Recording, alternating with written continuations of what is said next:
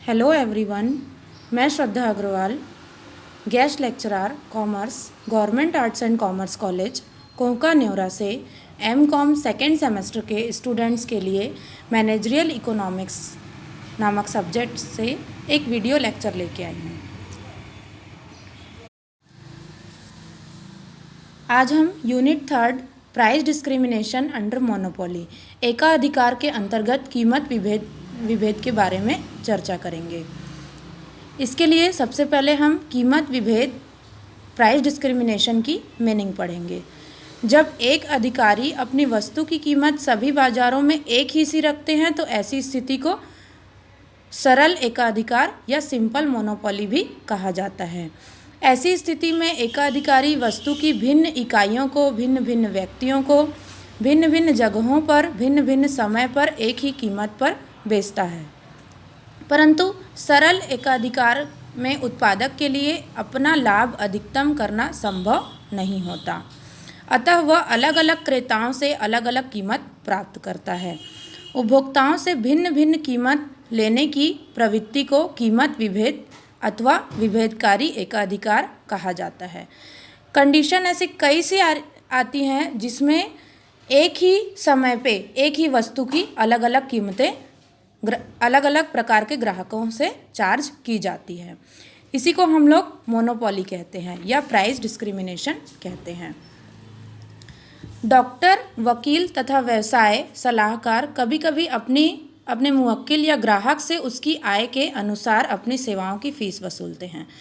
जैसे डॉक्टर हैं, वकील हैं या कोई व्यवसाय के सलाहकार हैं, वो विभिन्न श्रेणियों के व्यक्तियों से अलग अलग प्रकार की फ़ीस वसूलते हैं। मान लिया जाए कोई मिडिल क्लास का व्यक्ति है तो वो उससे थोड़ी कम फीस लेते हैं उनकी स्थिति को देखते हुए, और कोई उच्च वर्ग का व्यक्ति है तो उससे उनकी ज़्यादा फीस लेते हैं।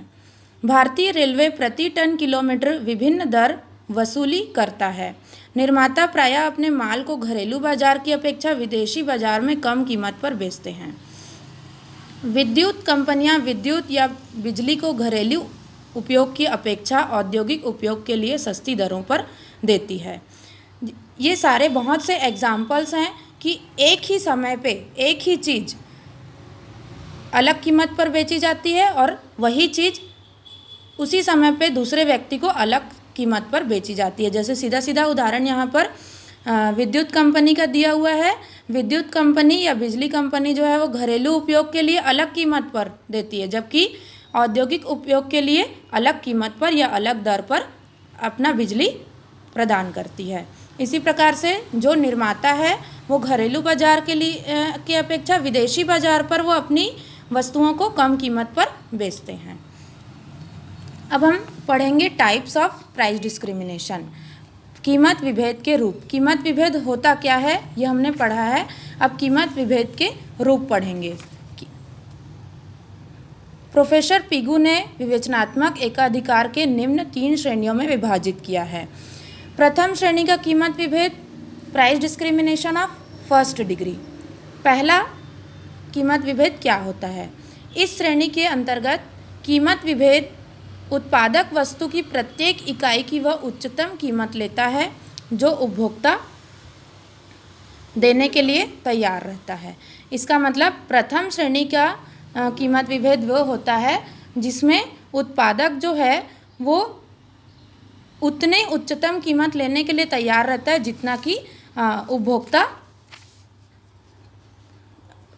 उस वस्तु की कीमत को पटाने के लिए तैयार रहता है। अतएव ऐसी स्थिति में क्रेता को उपभोक्ता की कोई बचत नहीं प्राप्त होती। डॉक्टर तथा वकील के लिए यह मूल्य विभेद संभव है जो प्रत्येक ग्राहक से उसकी सामर्थ्य के अनुसार अलग अलग कीमत लेते हैं। डॉक्टर और वकील, जैसा कि हमने अभी अभी डिस्कस किया पहले, ये लोग जो हैं अपने ग्राहक से उनकी सामर्थ्य के अनुसार अलग अलग कीमत लेते हैं, किंतु कई व्यवसायी, कई विभिन्न वर्ग के लोग एक ही प्रकार की कीमत हर व्यक्तियों से लेते हैं। तो ये था हमारा price discrimination of first degree.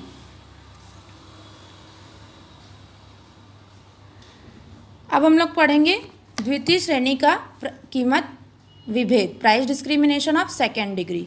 इसमें एकाधिकारी अपने क्रेताओं को विभिन्न श्रेणियों में बांट देता है और प्रत्येक श्रेणी में समूह के सभी सदस्यों से यह न्यूनतम कीमत ली जाती है जो उस समूह का सबसे निर्धन व्यक्ति देने को तैयार होता है।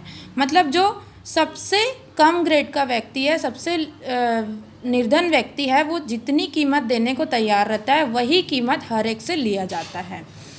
इसमें क्रेता की उपभोक्ता की कुछ बचत प्राप्त हो जाती है। रेलवे के डिब्बों का प्रथम, द्वितीय, तृतीय श्रेणियों में विभाजन इसका सबसे अच्छा उदाहरण है।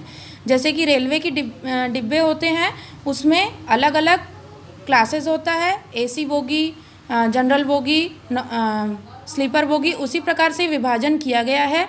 ये इसका सबसे अच्छा उदाहरण है। यहाँ पर चाहे वहाँ पर निम्न वर्ग का व्यक्ति हो, चाहे वो अमीर से अमीर आदमी हो, उनके सभी के लिए एक ही प्रकार का टिकट या एक ही प्रकार का यहाँ पर कीमत विभेद नहीं किया जाता। मतलब एक ही प्रकार का उनसे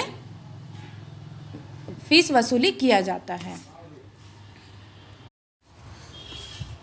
इसी प्रकार ये डायग्राम जो है ये दर्शाता है कि यहाँ पर अलग अलग श्रेणी के व्यक्ति हैं, अलग अलग इनकी आय है, लेकिन उनसे किस प्रकार का यहाँ पर फीस वसूला जा रहा है। अब है तृतीय श्रेणी का कीमत विभेद, price discrimination of the third degree. इसके अंतर्गत एकाधिकारी अपने क्रेताओं को विभिन्न श्रेणियों या बाजारों में बांटकर हर श्रेणी या बाजार की मांग की लोच के अनुसार अलग अलग कीमत वसूलता है। यहाँ पर फिर से वही है कि अंतर्गत एकाधिकारी अपने क्रेताओं को विभिन्न श्रेणियों या बाजारों में बांटकर, जो उनके क्रेता रहते हैं उनको कई श्रेणियों में बांटा जाता है और उसके बाद हर एक श्रेणी से या हर एक प्रकार के बाजार की मांग की लोच के अनुसार उनसे अलग अलग कीमत वसूल करता है। जैसे जैसे समय आता है उस प्रकार से मांग की लोच भी बढ़ती घटती रहती है। चित्र 3 में इस स्थिति को स्पष्ट किया गया है। जैसे यहाँ पर अधिक लोचक है, यहाँ पर कम लोच है। यद्यपि एकाधिकारी प्रत्येक बाजार में OM वस्तु बेचता है, परंतु बाजार में मांग की लोच के अनुसार वह एक बाजार में OP1, दूसरे बाजार में OP और तीसरे बाजार में OP2 के अकॉर्डिंग माल को बेचता है। तो ये हमने पढ़ा 3 वर्ग, 3 प्रकार के कीमत विभेद होते हैं। कीमत विभेद फर्स्ट डिग्री के, कीमत विभेद प्रथम श्रेणी के, द्वितीय श्रेणी के और तृतीय श्रेणी के, प्रथम तृतीय श्रेणी के कीमत विभेद।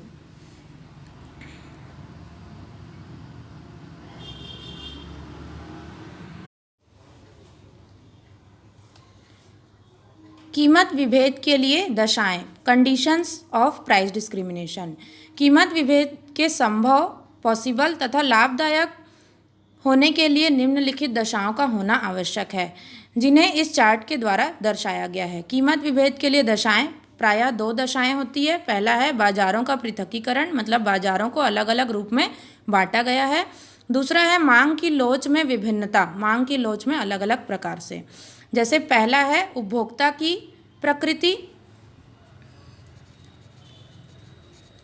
दूसरा है वस्तु की प्रकृति, तीसरा है यातायात व्यय, ट्रांसपोर्टेशन जो कॉस्ट होता है वो, और चौथा है कानूनी नियमन।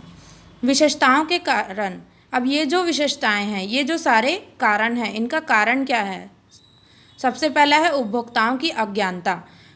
कई बार ये होता है कि उपभोक्ता जो हैं वो अवेयर नहीं होते हैं, जागरूक नहीं होते हैं।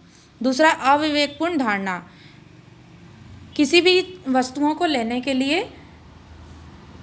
बिना विवेक के उस पर विचार करना, मामूली अंतरों की परवाह न करना, वस्तुएं की क्वालिटी, वस्तुएं के प्राइस और भी वस्तुओं की कई सारी चीज़ें, उनमें अगर कोई मामूली अंतर है तो उसकी परवाह न करना, ये भी कीमत विभेद का